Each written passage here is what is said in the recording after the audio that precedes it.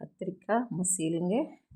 சுவை அதிகங்க. இதில் செலவு ரொம்ப கம்மிங்க. வீட்டில் இருக்கிற பொருளை வச்சு இந்த மசியல் செய்யலாங்க. இது எப்படி செய்யுதுன்னு பார்க்கறதுக்கு முன்னே முதல் முறையாக நம்ம சேனலை பார்க்குறவங்க சப்ஸ்கிரைப் பண்ணிங்க. கீழே இருக்கிற பெல் பட்டன் அழுத்திங்க.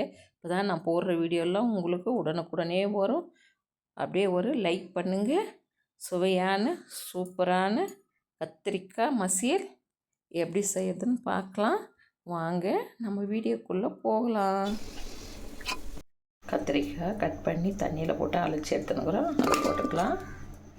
அது கூடவே உருளைக்கிழங்கு ஒன்று கட் பண்ணி எடுத்துனுக்கிறேன். 2 கத்திரிக்காய், ஒரு உருளைக்கிழங்கு. அதோட வெங்காயம் 1 கப்பு,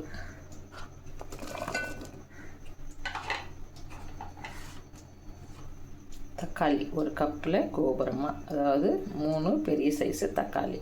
இதுக்கு புளி போட போகிறதில்ல நம்ம.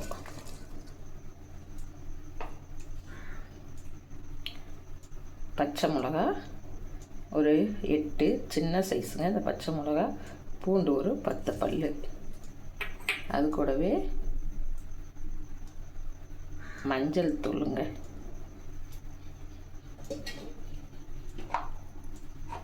பச்சை மிளகா போட்டுனுக்குறோம். கொஞ்சமாக மிளகாய்த்தூள் நம்ம சேர்த்துக்கலாம்.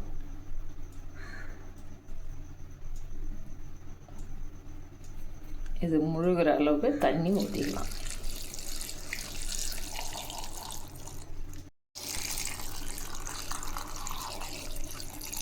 இந்த அளவுக்கு தண்ணி இருந்தால் போதும் நமக்கு கத்திரிக்காய் மசியலுக்கு. இப்போ மூடி போட்டு மூடி நம்ம 2 விசில் வச்சு எடுத்துக்கலாம். இதை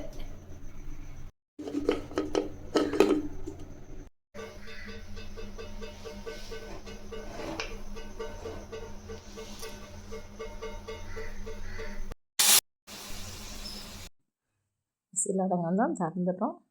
தக்காளியெல்லாம் நல்லா வெந்து போய்க்குது. தண்ணி வெடிகட்டி எடுத்துட்டோம். உப்பு போட்டு நல்லா மத்து வச்சு நைஸாக கடையக்கூடாதுங்க. ஒன்றும் பாதியமாக இந்த மாதிரி கடைஞ்சி எடுத்துங்க. இப்போ நம்ம வெடிகட்டி வச்சுருக்குறோம் பாருங்கள் தண்ணி. அந்த கத்திரிக்காய் வெந்ததில் அந்த தண்ணியை இதெல்லாம் சேர்த்துக்கலாம். நம்ம இப்போது ஒரு தாளிப்பு ஒன்று போட்டுடலாங்க.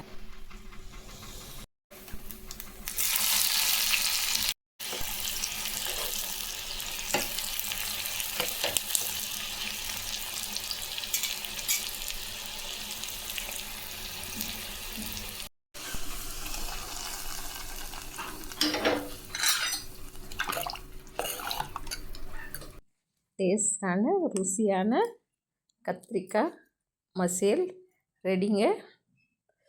நீங்கள் பருப்பு வைக்கின்ற வேலை இல்லைங்க.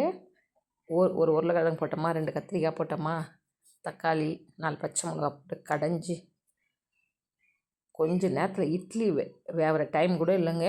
இந்த குழம்பு ரெடி ஆகிடும். நீங்கள் ஒரு முறை ட்ரை பண்ணி பாருங்கள். கத்திரிக்காய் மசியல் எப்படி செய்கிறதுன்ட்டு. சுட சுட இட்லி இருந்தால் போதுங்க. போட்டோம்னா ஒரு தட்டு இட்லி நம்ம பாட்டுக்கு சாப்பிட்டே இருப்போம். அந்த அளவுக்கு நாக்கில் அந்த டேஸ்ட் இருக்குங்க நமக்கு. இன்றைக்கெல்லாம் காலையில் சாப்பிட்டிங்கன்னா பொழுது வழியாக அந்த டேஸ்ட் அப்படியே இருக்குது நமக்கு.